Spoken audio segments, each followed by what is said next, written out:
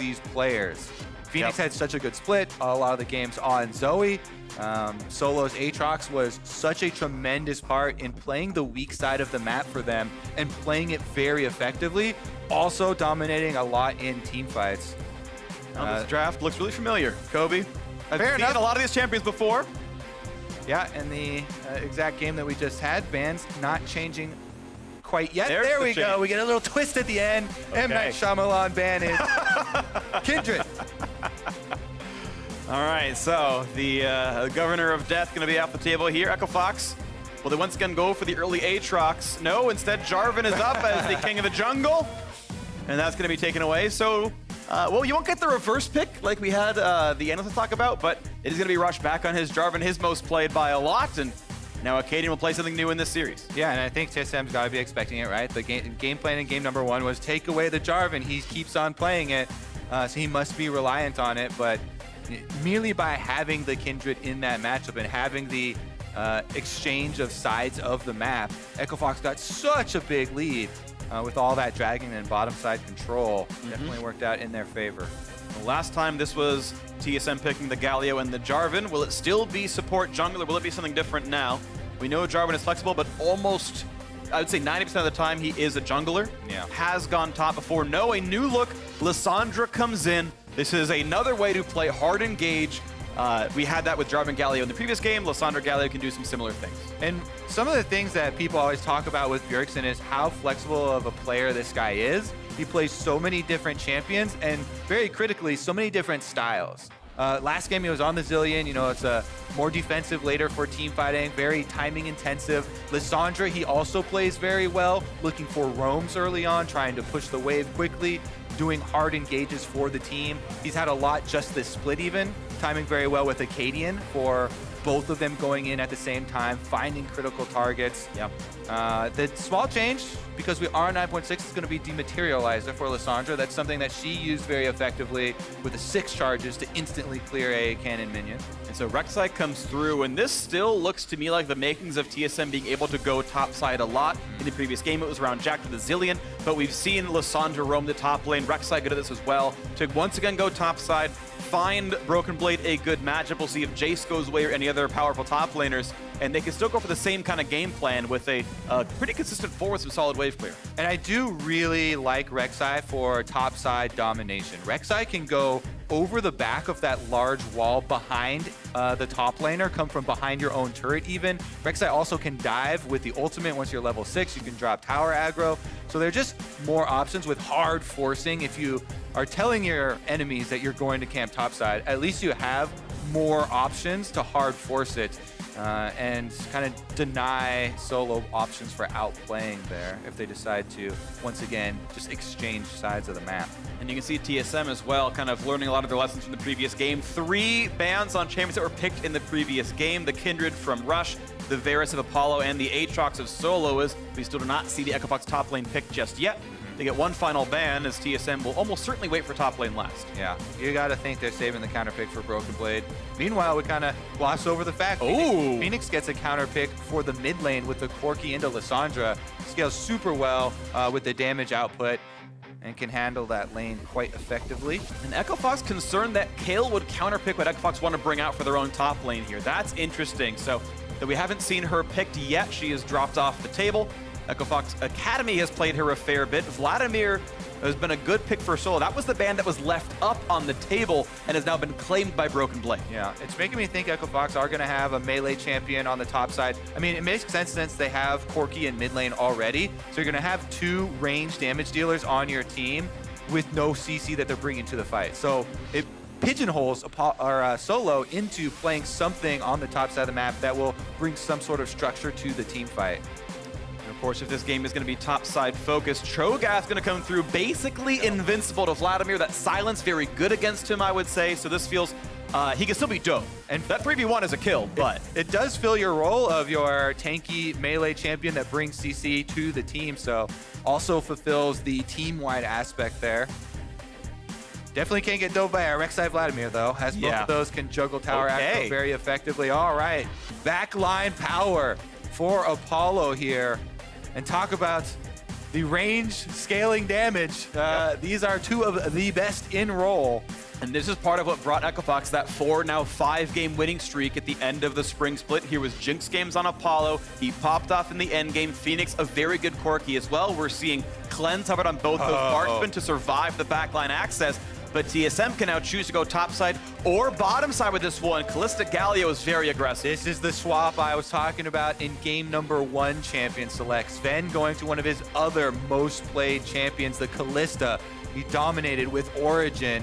And with combination with Galio, the CC is insane. Being able to save Galio when Galio is going for initiations throughout the team fights, or being able to put Galio in, even in the 2v2s down on bottom side. You can see plenty of 2v2 kills coming through. The Galio usually taking the Ignite. Smoothie should stick on it here.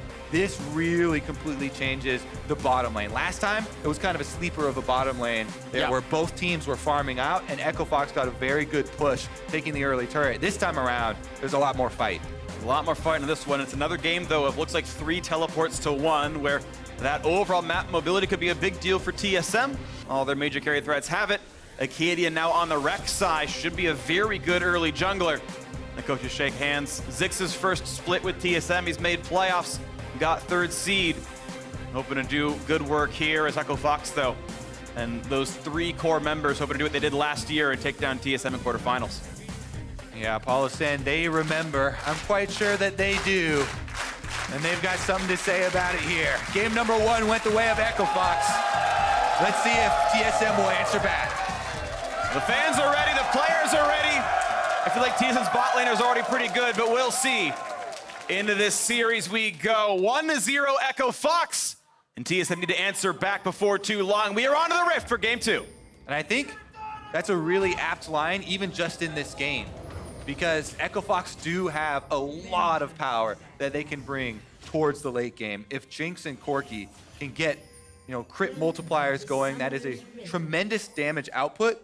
With Cho'Gath, one of the highest health scaling champions in the game on the front side. And Rush does have the option to go either Warrior or full tank Cinderhulk Jarvan. I think with this setup, I would opt for the Cinderhulk full tank because you have, again, plenty of damage for team fights later on. Yeah, I also see that you have a couple of tanks already and don't need to be the hard frontliner, but I agree that just simply tanking for Corki Jinx is a good way to win team fights. So let's see what it comes down to. Depends how the game goes. By the way, Conqueror Jarvan. I feel like that's not the most common build, but maybe I'm out of touch.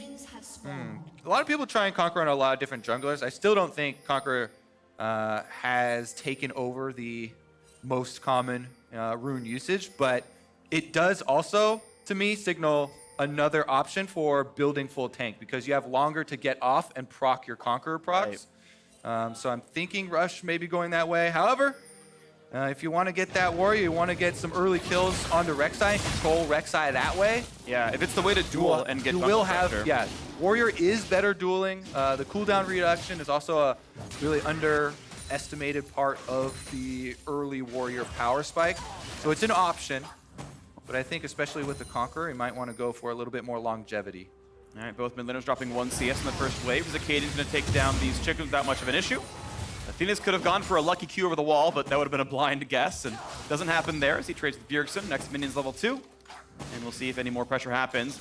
Last game, Phoenix, I would say, did actually win bot lane. Look at that. That's really smart by TSM. The early aggressive ward in that tri-brush. They know Jarvan is a very common level 2 ganking champion. And the big difference this time around, they're playing the Callista Galio, much more aggressive lane, so they want to be able to push up. So they do put the ward down here this time around to see Rush. And of course, Rush is in full vision of everything right now. We know Rek'Sai did red to Raptors, but Rush is going to go for the blue buff steal, and that should be pretty safe. No one's moving around. TSM could have come around if they wanted to with their bottom lane, but with Acadian spotted on that ward, looks like everyone's going to be safe. Let's see, because trading sides of the map like this can be very detrimental if your solo lanes are both losing and getting pushed in, because you can get collapsed upon. It's not going to be the case here, as both junglers are going to be unharassed for the moment, and it should be what people refer to as vertical jungling, where you just do the enemy blue side after your red instead of going to your own. And of course, you mentioned the solo laners making it difficult for the Echo Fox side. Of course, their duo lane looks pretty good down here. It's Kalista Braum having to play safe against, or sorry, Kalista Gallia having to play safe against the Jinx here because they know Jarvan could be around, is unspotted, and could turn around any kind of gank. Lose the recall. There we go. Wolf turns around. Similar camps, of course, taken away by the Rek'Sai, as Acadian has, I don't believe, taken the full Wolf camp yet. I'm not certain. Thank you, observers. Okay, yes. They both left one small Wolf to delay the respawn here. So very similar counter jungling being done by both these teams. Yeah, respawning of jungle camps, they do come back with more experience. So you want to delay it as long as possible. A small Wolf not worth too much. Yeah. Now, of course, Rush didn't take his full Krug camp, as now Rek'Sai, and Acadian's going to have the chance to do the same here and actually get all of the golden XP. So that will be a small momentary lead for the Rek'Sai, but look at this Rush. Okay, Cease's camps are gone. Doesn't go for the top lane gank. Could have flag and dragged over the wall, but there's already a ward to watch that in the brush, so no pressure top side. It's going to be the farm off. Small lead to Vladimir, but not gigantic. And now a fight towards the mid lane. Bjergsen, with the last vestige of the mana pool, claws away and can TP back to lane. Yep, he's going to be able to refill pretty easily after that. There wasn't really much of an investment for Rush for going for that, even though they didn't have a huge chance of burning a summoner. He's pathing back down to the bottom side anyway because his Raptors and Krugs are available. Yep. So you don't really give much away, considering there's not many other spots that you can be. So it's not even a big information change. And as Phoenix walks back to lane, of course, he doesn't have TP. He's got to take the long way back in. Not a very big mana pool. Rushes to get back just to get the XP and gold in time. Double starting items picked up. He's going to have plenty of sustain down there as the invade comes in. Scar's Bloom spots Rush, I believe. Yeah, and you saw there a couple of question mark pings going down for a possible movement as they're able to deduce that's the only corner of the map that he can be in right now. Little roam there from Bjergsen to try and help control this vision around the bottom side as well, since TSM want to have aggression with the Kalista Galio. Rush is actually going to go in, get spotted by the control ward, can't finish it off. So off he goes, pushed away by Acadian, level 4 to level 5. If you wait too long to flag and drag, you can, on reaction, get the knock. I'm actually going to find it right now. Smite's on. Rush forced to flash away as Galio is closer. And that is the first summoner of the game lost now as Echo Fox going to do some damage back in the mid side. Actually, Bjergsen taking the worst of this trade by a lot. Plenty of bonus attack damage for Phoenix with those items. Feels pretty good about that fight. Yeah, and Phoenix also has an extra charge in his corrupting potion to chug. Right now, they see Rush completely. Not only did Bjergsen have the deep ward, but Acadian's around here on Rek'Sai with passive pings going down.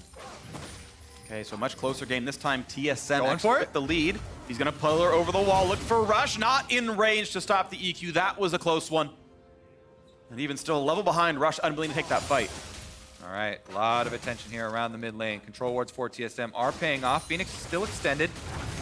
Over the play, finds the ult, burns the cleanse, flash knock, and they've got the burst damage. 2 games in a row. First blood to TSM. And TSM patience around mid lane pays off. Bjergsen's auto attack finishes the last little bit of damage, and they're able to take down Phoenix.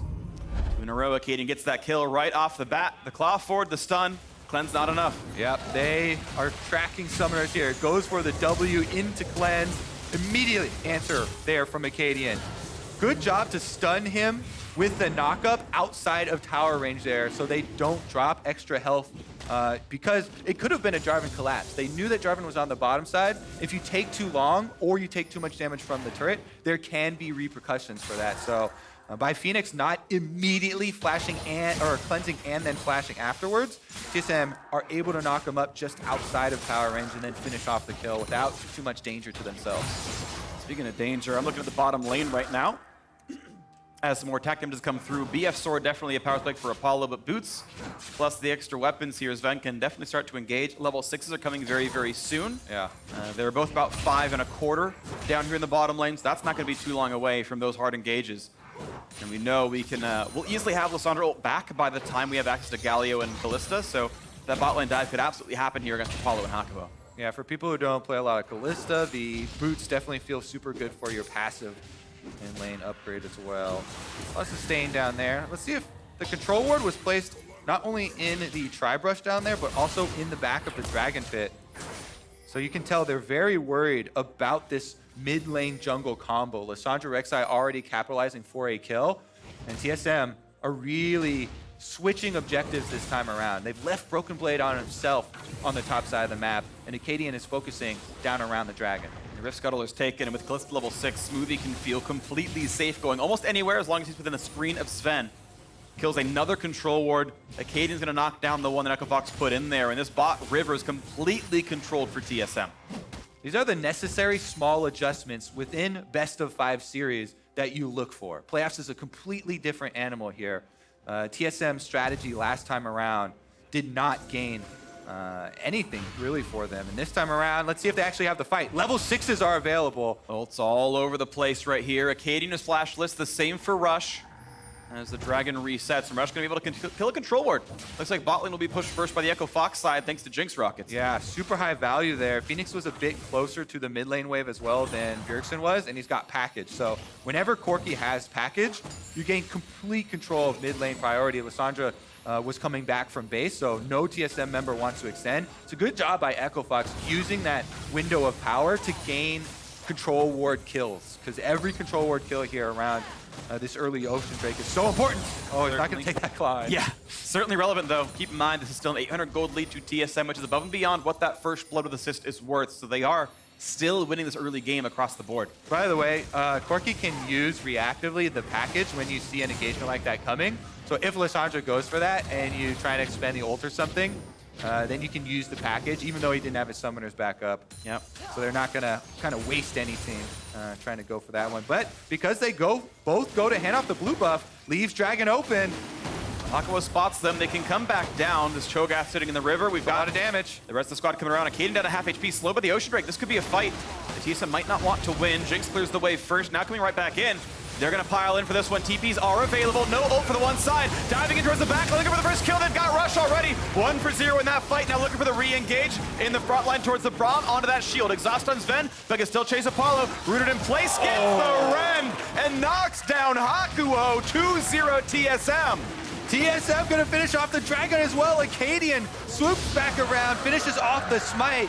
EchoFox were split 2 on each side in this engagement. I thought that Phoenix might be able to put out a bit more damage and kill off junglers 1 for 1 in the exchange, but they don't get Acadian down there, and that means TSM big winners in this exchange. Let's see.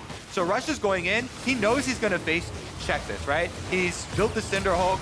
Right now, Phoenix trying to dump out the damage. I don't think that Q actually hit on Acadian. So maybe that was it, but and the Triumph Fuel was enough. He's not able to finish him off. Triumph Fuel coming in very big, and then as you know, Kalista early game, still super good at chasing people down, and Sven dead on with that spear. And that's a really nice mechanic by Sven right there. The actual cast range of Rend is shorter than the max damage range, so with the Q in the air, pops him before he runs away, it will still Rend when the Q lands as well, so all of it added together. Press the buttons in the right order, beautiful stuff, and it's now a solid 2,000 gold lead for TSM, plus that Ocean Drake makes landing even better.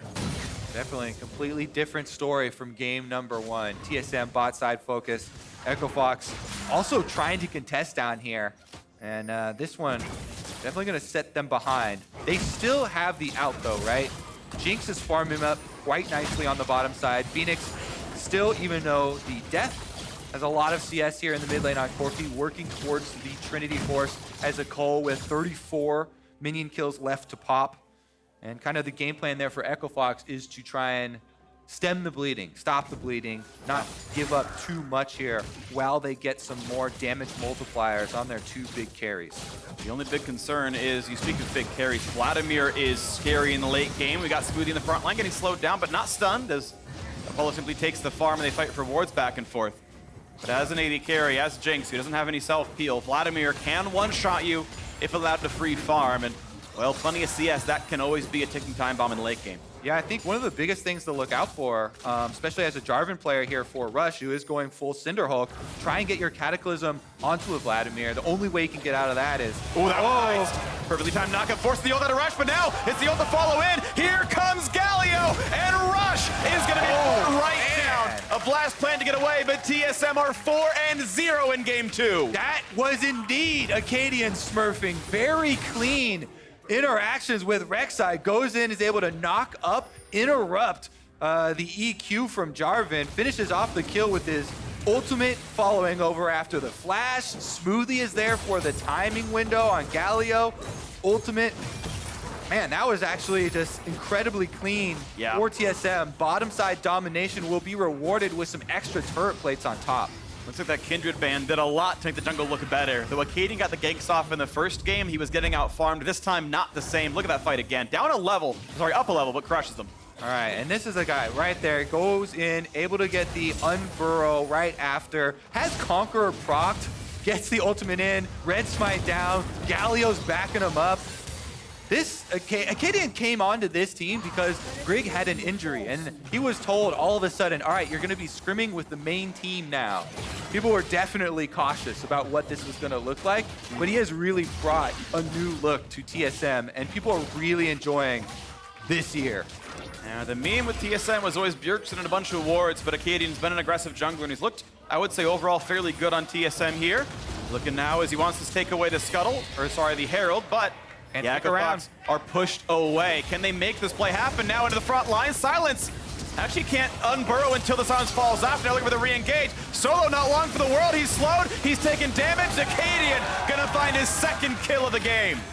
And Solo has to pay the price for Echo Fox trying to start up this Rift Herald. TSM do collapse. They find the kill. Rek'Sai's 2 levels above Jarvan. And he's gonna squat on that egg. Yep. Does he see him? Oh, Rush not moving. Okay, tags him anyway, though. Summarized it, had the sweeper help, and that's going to slowly tick down. Yeah, this very well. TSM get their revenge. No Herald picked up for you either, Echo Fox. They know it all too well. All right, Echo Fox, they've got to play more defensively now. They try and sneak this objective on the backside, but they get caught with their hands in the cookie jar here. Blue Smite goes in, Solo slowed. Acadian can still flash follow, so he didn't have to use his flash on the bottom side, just using the ultimate last time. And they're able to pick up this kill easily. Double solo laners collapsing. Echo Fox cannot overextend like that. They've got to just use their towers to try and farm up their carries. And delay to late. Farm till late is kind of a meme that people use, but it's definitely the right course of action. It's the right course of action. Double Ocean Drake at this point is probably the tamest Drakes that there could be for TSM. Of course, they're still going to have map control. That gold lead of 2,000, certainly meaningful, but this doesn't quite feel out of reach just yet. Now keep in mind, in 5 minutes, in the previous game, Echo Fox built a 5,000 gold lead. I expect TSM to probably play for Baron control themselves. Double Ocean makes it easy to stand in the pit. Kalista, despite Ren not being quite as good against epic monsters, she's still a very good champion against Baron herself, and looks like TSM will get first. Well, actually, not first turret. Keep in mind the first turret dropped bot lane already, but they get the answer down to that bottom lane, and they stretch the gold lead up to 3,000. Yeah, actually, sneakily enough, once again, Apollo and Hakuo doing work on the enemy turret. And Apollo up to the Infinity Edge plus Zeal. They get a little bit easier chance finding those crits. Yeah. They still want some more scaling though. Again, Trinity Force now completed on Phoenix.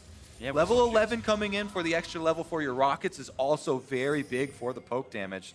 So they are operational, you know, as a 5-on-5 squad right now.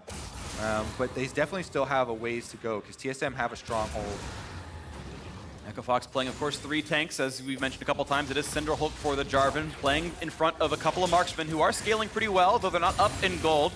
It is TSM kind of around the world, just doing better. Now looking at top side, putting their advantageous marksmen. Rush Q, he has no this EQ lane. now. They're gonna knock down Rush, most likely. Galio shows in, perfectly timed knockup. Sven finds another kill, and it is still TSM grabbing more in this game despite losing a turret. It's otherwise nearly a perfect game. Another turret falls. Look at that lead, 3,500. Looks like there were 2 different ideas about how to play that for Echo Fox. Rush stays up, tries to clear the minion wave with the Q. Solo's looking to back off there on Cho'Gath, walks away. Maybe a miscommunication as far as the call to give up turret, or try and clear the wave and stall it out, but it definitely does cost Echo Fox. Not only were they going to give up that turret, but they also lose a kill in the process. And this game is starting to look like people's expectations of TSM versus Echo Fox coming into the weekend, where kind of around the world, TSM playing a lot better, Acadian playing solidly aggressive, and Bjergsen doing very well roaming around in his mid lane role. It really does kind of set the tone for the series, with a lot of importance being placed on early jungle presence. Last time around, Rush able to control so much with the bottom side focus. And this time around, completely swapped story here. Acadian's Rek'Sai absolutely dominating. 0-3 Jarvan. Yeah, Fox did get the turret, but it was only with one plate taken earlier on. And now pressure once again to the mid lane. Demolish helps, puts that down to half HP, and TSM still looking to keep growing those leads. Baron's up in 2 minutes, the Drake in about 3. And nothing is really stopping TSM from taking what they want. Third outer turret shouldn't be too long away from going down. Honestly, a couple of waves most likely. Yeah, mid lane focus here should be kind of inevitable. This Vladimir is already scaled very nicely. Broken Blade has not been on your screen nearly as much this game as last game, and yet he's far more effective here. Vladimir already with the Proto Belt, with a bit of cooldown reduction, almost to the Zhonya's. And even before completing it, still has his active stopwatch ready. So actually, Acadian goes in. And here's the TP going for the big play now onto the top side. There's nowhere for the bot lane to go. A cleanse and a flash. He's running, but he's rooted in place yet again. They've got the chase down. They're going to find this kill. Acadian finds his third a killing spree as Akko drops as well. Phoenix might not want to be here as TSM are now 8-0 in kills. TSM collapse again. Teleport comes through from Bjergsen, and they have complete control. Echo Fox trying to lick their wounds right now. Every time you step out away from turrets looking for farm, it's dangerous. Sweetie was close to stopping that one, and TSM now having, earlier in the game, a gold lead what it took Echo Fox of Baron to do. TSM just with kills, just with roaming around the map. Acadian doing so much of the legwork, 3-0-3. He's been a part of almost all of them. TSM now smashing this one in the early game. They are in complete control, and they will likely retain it through the rest of this game. All right, tower taking some damage, but not going down. And TSM are resetting here. Bjergsen's going for the recall. Phoenix does have the package, so that's why he's playing super aggressively right now. As we talked about earlier, you can reactively use the package, go unstoppable. It's your get out of jail free card. Even though Sven did use the ultimate there, it's now level 11 Callista, so cooldown's much shorter. He has that TP play. 4 versus 2 up here. No chance for Echo Fox. Once again, Bjergsen on this Lissandra finds a teleport flank. Is going to be able to secure 2 kills for the team. Flashed in there early on. Got both summoners out of Apollo. Yeah, which, to be honest, might be a bit of a misplay because now he's summonerless for the Baron fight that's coming up. You know TSM is almost certainly going to play for vision around that, and he is so easy to pick off now by a Lissandra dive. Yeah, I can see his reasoning and go for it. He's like, oh, Lissandra just flashed at me, so there won't be a flash follow, but the slow is on him. And that was actually just Claw. Like, he has Flash Bjergsen, so yeah, the follow can still be there. Oh. Yeah, it was just Claw got in the range. Like, the TP flank was all it really took. I can't see the reasoning then. Yeah, I think it's a little too aggressive, unfortunately. Echo Fox falling away pretty rapidly here. It's Solo's farming off against a Vlad, but with how much gold TSM have, that Callista will cut down that Cho'Gath for sure in a team fight.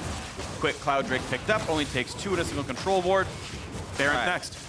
As big of a lead as TSM have, the one caution to set up, again, is if you give a lot of this shutdown money over to Echo Fox, you can see almost everybody, the Vladimir's one just went away, but we've got 3 shutdowns here, is a decent amount of gold. So a mistake from TSM that gives over a team fight kill, maybe a team wipe or something like that, would be the hope of Echo Fox to try and fund their Jinx Corki team fighting 5-on-5 monster. But barring that, barring a mistake from TSM, it looks very difficult here for Echo Fox to actually find that money and really make this comp operational. Yeah, for now, TSM taking what's owed. Mid-outer turret falls. Echo Fox gives away the positioning on it. They find a slow, a little bit of damage. Will they go for the engage? Looks like that answer is no. Vladimir wasn't part of that fight, but they might need Cho'Gath to make it work. Save the control ward. That's something at least. The TSM still playing around this pretty well. Apollo finds some damage. Zap's going to land. Is there an engage? They're going to might look towards Bjergsen. Protobot gets him out of range. And Rush didn't want to commit flash and ult just to trade a flash away. Yeah, and especially with the Lissandra, self-ult still available for Bjergsen. Possible collapses from the rest of the members of TSM. It's good to keep your eyes open for possible plays like that, and I like Echo Fox pushing it that far, but not overextending. That is a moment where earlier on in this split, we have seen, you know, Rush go in 1v5 and they overcommit to something like that and get punished for it. A little bit of restraint this time around though, even though they're super far behind. Yeah. Well, restraint will serve Echo Fox if somehow they can keep this game from objectives bleeding. A 4,000, 5,000 gold deficit is something that is okay 35 minutes in. It's just backbreaking at 22. And TSM right now going to lose momentary control of the Baron Pit. Echo Fox able to walk in for a couple of wards. Now they're afraid of what Smoothie might do. And They don't kill the control wards, so TSM can easily take those wards back out. Yeah, There definitely a very dangerous road here for Echo Fox, and it's getting darker by the moment. TSM trying to clear out this vision. Smoothie, the possible target, but again, they don't have any vision deep in TSM side. If we toggle the Fog of War, they really hadn't tracked a lot of the other members here, so it's hard to commit to one of these opportunities because you know that if the other members are there, then you get punished. Acadian! Ooh, get the flash out of him. Flash for ult onto Braum. It's a rank 1 Braum ulti, so a long cooldown there. Echo Fox will hope they can wait until that one comes back up. It's a pretty crucial teamfight ult to find that big stun, set up that Jinx. Speaking of her, she is still farming up, pretty close to her next Zeal. And that's just what they're waiting and waiting and waiting for as Ven is scaling up and still ahead in gold, of course.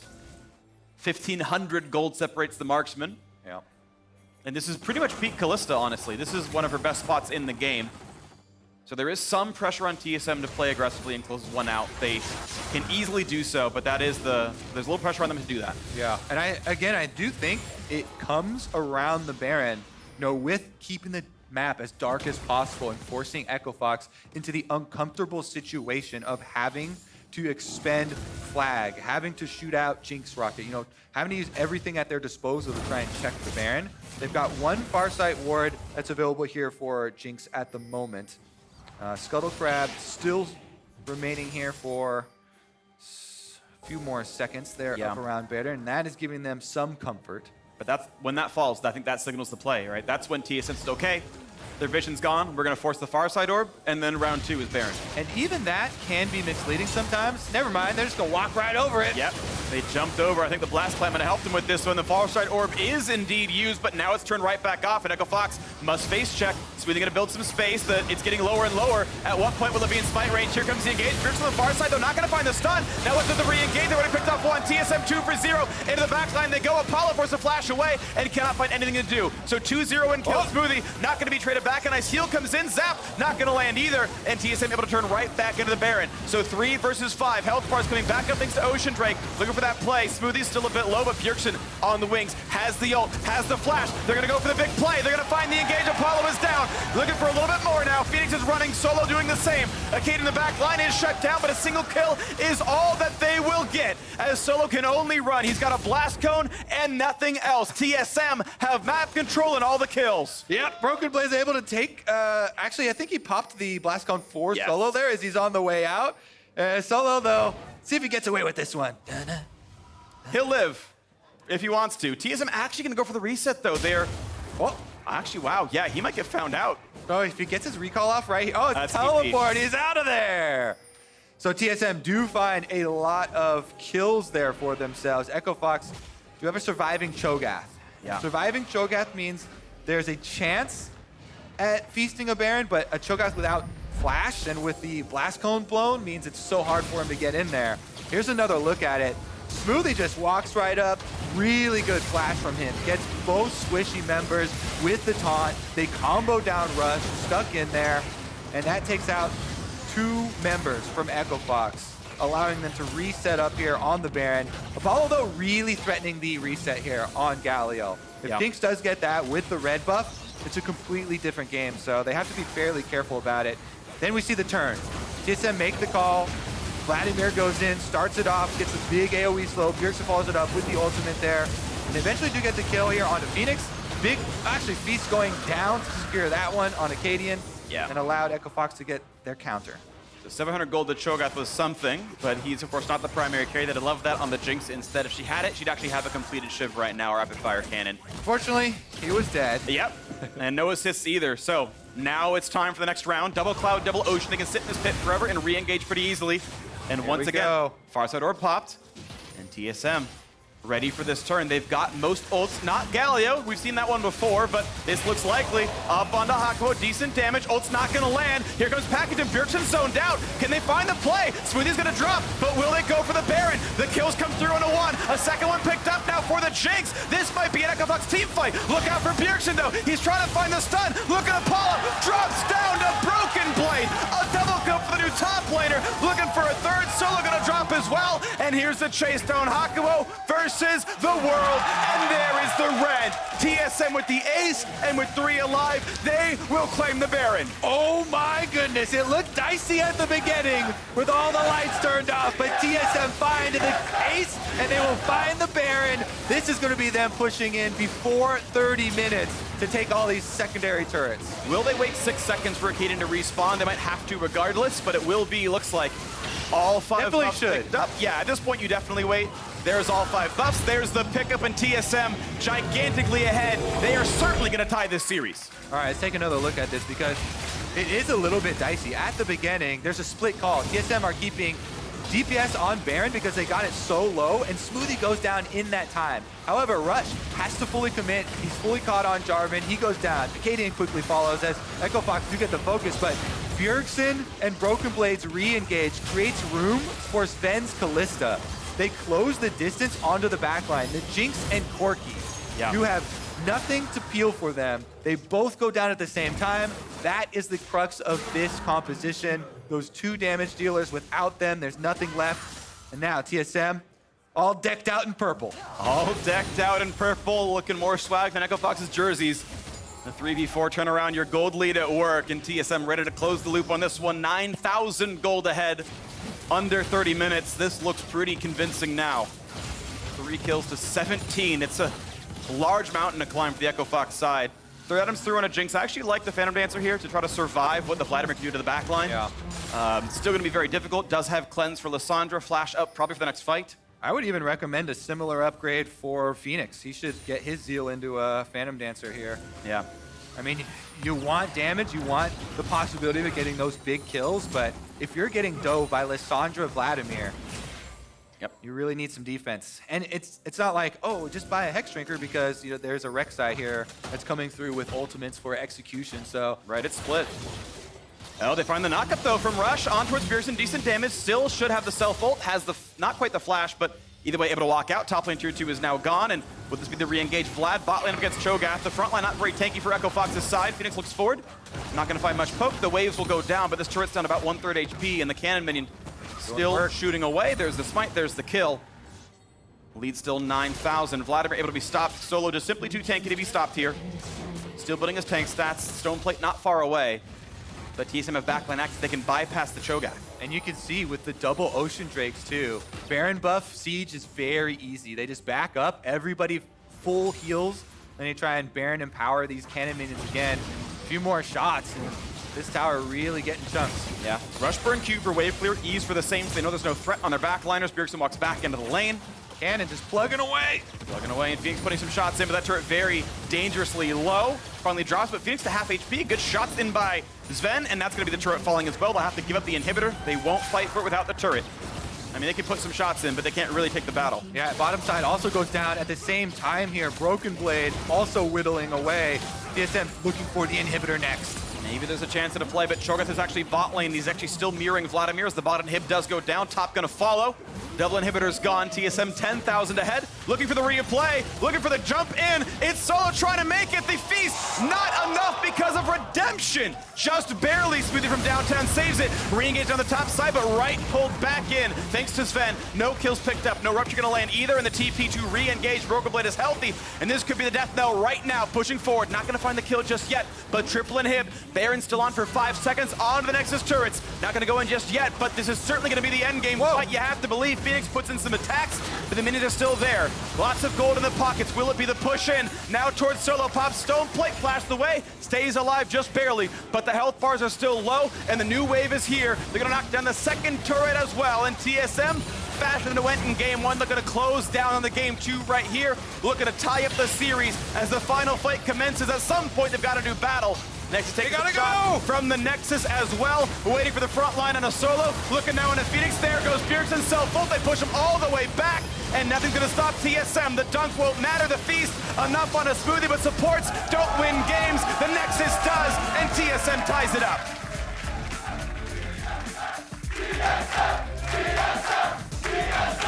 Echo Fox take game number 1. TSM strikes back in game number 2 with some adjustments.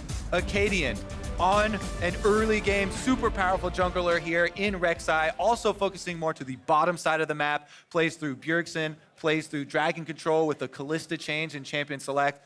Really like to see the adaptation here in a best-of-5 series. This is what playoffs is all about. It's the adaptation. It was what TSM was working towards.